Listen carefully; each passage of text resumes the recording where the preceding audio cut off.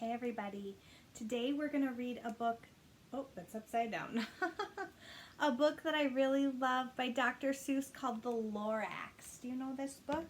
The Lorax? At the far end of town where the grickle grass grows and the wind smells slow and sour when it blows, and no bird ever sing excepting old crows, is the street of the lifted Lorax. Does not look like a very nice place to live. And deep in the grickle grass, some people say, if you look deep enough, you can still see today where the Lorax once stood just as long as it could before somebody lifted the Lorax away. What was the Lorax and why was it there? And why was it lifted and taken somewhere from the far end of town where the grickle grass grows? The old Onceler still lives there. Ask him. He knows. Where the Onceler lives. You won't see the Onceler. Don't knock on his door. He stays in his lurkin on top of his store. He lurks in his lurkin cold under the roof where he makes his own clothes out of miff-muffered moof. And on special dank midnights in August he peeks out of the shutters and sometimes he speaks and tells how the Lorax was lifted away. He'll tell you perhaps if you're willing to pay.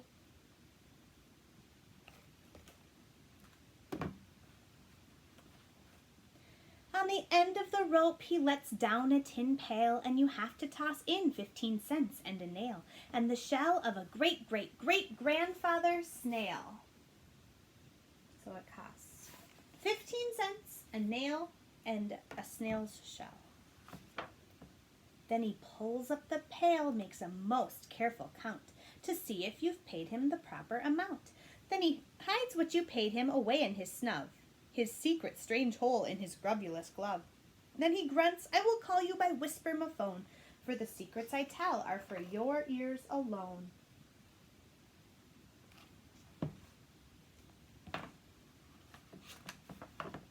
Slop!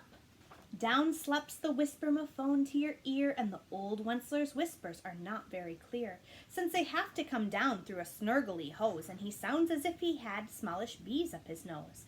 Now I'll tell you, he says with his teeth sounding gray, how the Lorax got lifted and taken away.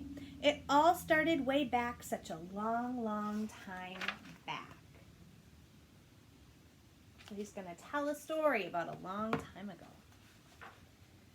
Way back in the days when the grass was still green and the pond was still wet and the clouds were still clean and the song of the swami swans rang out in space, one morning I came to this glorious place and I first saw the trees, the truffula trees, the bright-colored tufts of the truffula trees, mile after mile in the fresh morning breeze.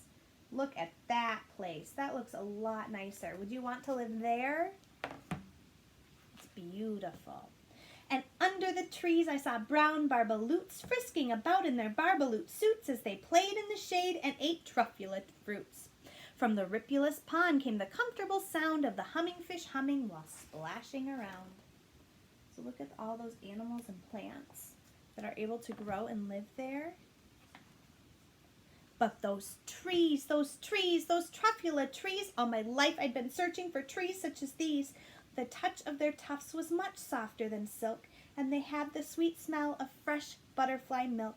I felt a great leaping of joy in my heart. I knew just what I'd do. I unloaded my cart. What do you think he's going to do? I think he's going to cut down some trees. In no time at all, I had built a small shop. Then I chopped down a truffula tree with one chop, and with great skillful skill and with great speedy speed, I took the soft tuft and I knitted up the need.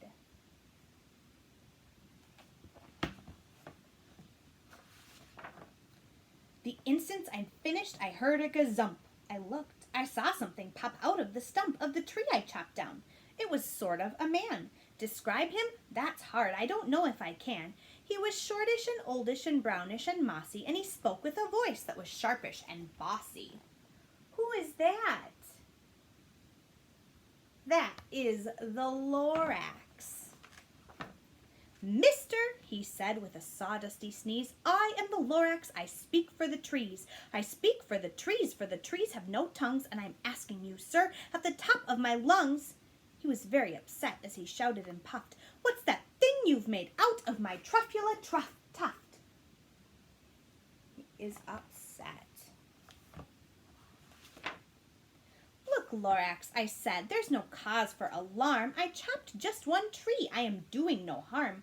I'm being quite useful. This thing is a thneed. A thneed's a fine something that all people need. It's a shirt, it's a sock, it's a glove, it's a hat.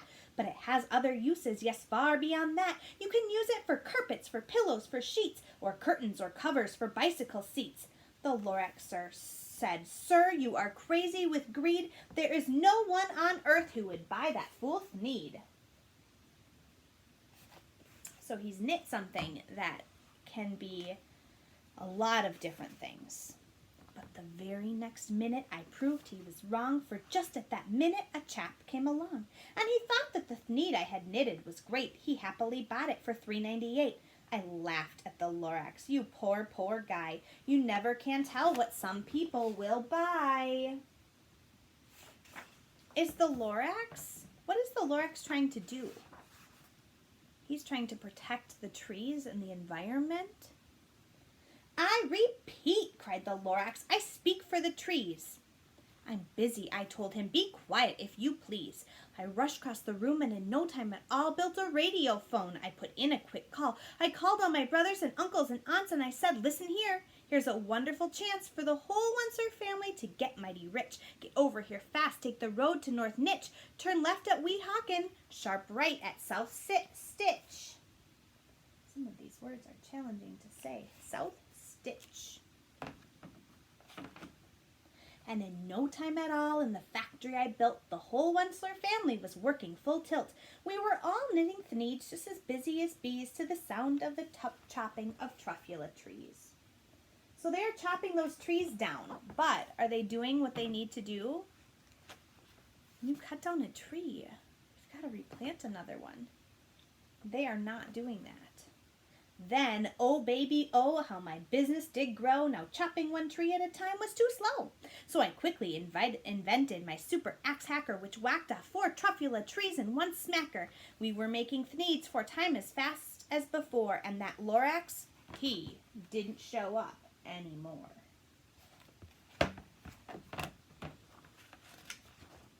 But the next week he knocked on my new office door. He snapped, I'm the Lorax who speaks for the trees, which you seem to be chopping as fast as you please. But I'm also in charge of the brown barbaloots who played in the shade in their barbaloot suits and happily lived eating truffula fruits. Now, thanks to your hacking my trees to the ground, there's not enough truffula fruit to go round, and my poor barbaloots are all getting the crummies because they have gas and no food in their tummies. They've taken away the food source for these barbaloots. They loved living here, but I can't let them stay. They'll have to find food, and I hope that they may. Good luck, boys, he cried, and he sent them away. I, the Onceler, felt sad as I watched them all go, but business is business, and business must grow, regardless of crummies and tummies, you know. So is he focused on being kind and listening to what the Onceler is saying, or what the Lorax is saying? He's not. He's only concerned about making thneeds and making money. I meant no harm. I most truly did not, but I had to grow bigger, so bigger I got. I biggered my factory, I biggered my roads, I biggered my wagons, I biggered the loads of thneeds I shipped out. I was shipping them forth to the south, to the east, to the west, to the north. I went right on biggering, selling more thneeds, and I biggered my money, which everyone needs. What is happening in that factory? Do you see the sky? It used to look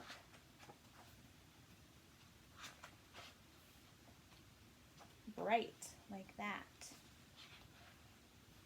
Now it's getting dark and polluted. Then again he came back. I was fixing some pipes when that old nuisance Lorax came back with more gripes. I am the Lorax, he coughed and he whiffed. He sneezed and he snuffled, he snargled, he sniffed. Onceler, he cried with a crofulous croak. Once, you're making such smogulous smoke. My poor swami swans, why they can't sing a note. No one can sing who has smog in their throat.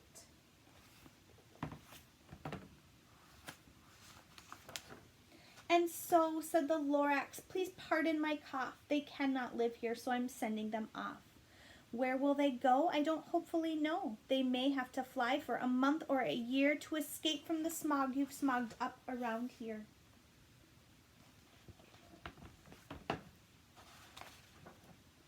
What's more, snapped the Lorax. His dander was up. That means he was kind of upset. Let me say a few words about gluppity glup. Your machinery chugs on day and night without stop, making gluppity glup, also sloppity slop. And what do you do with this leftover goo? I'll show you, you dirty old Onceler man, you.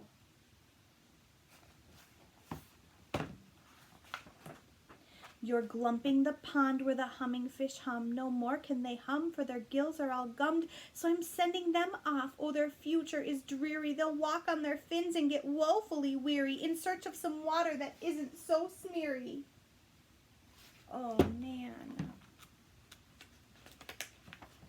And then I got mad. I got terribly mad. I yelled at the Lorax. Now listen here, Dad. All you do is yap, yap and say bad, bad, bad, bad. Well, I have my rights, sir, and I'm telling you I intend to go on doing just what I do. And for your information, you Lorax, I'm figuring on biggering and biggering and biggering and biggering, turning more truffula trees into thneeds, which everyone needs. He is not listening, and he's being greedy. At that very moment, we heard a loud whack. From outside in the fields came a sickening smack of an axe on a tree. Then we heard the tree fall, the very last truffula tree of them all. So because he didn't continue to plant trees as he cut them down, are there any left? No more trees, no more needs, no more work to be done. So in no time my uncles and aunts, every one, all waved me goodbye. They jumped into my cars and drove away under the smoke-smuggered stars. Now all that was left neath the bad-smelling sky was my big empty factory, the Lorax and I. So he made money, but it didn't get him anywhere. The Lorax said nothing, just gave me a glance, just gave me a very sad, sad backward glance, as he lifted himself by the seat of his pants, and I'll never forget the grim look on his face when he hoisted himself and took leave of this place, through a hole in the smog without leaving a trace. So the Lorax is very disappointed. And all that the Lorax left here in this mess was a small pile of rocks with the one word, unless. Whatever that means, well, I just couldn't guess. That was long, long ago, but each day since that day, I've sat here and worried away. Through the years where my buildings have fallen apart, I've worried about it with all of my heart. So he's feeling regret. Do you remember we talked about that word regret last week? He's feeling regret for what he did. But now, said the Onceler, now that you're here, the word of the Lorax seems perfectly clear. Unless someone like you cares a whole awful lot, nothing is going to get better. It's not. I'm going to read that line again. Unless someone like you cares a whole awful lot, nothing is going to get better. It's not. So, if he cares, can he make the world better? Absolutely. So, catch, calls the Onceler. He let something fall. It's a truffula seed. It's the last one at all. You're in charge of the last of the truffula seeds, and the truffula trees are what everyone needs. Plant a new truffula, treat it with care, give it clean water and feed it fresh air. Grow a forest, protect it from axes that hack. Then the Lorax and all of his friends may come back. Do you think he can do it? I hope so. And that is the end of that story. We will do another one on another day. I hope that you enjoyed it. It's one of my favorites. I'll see you later. Bye.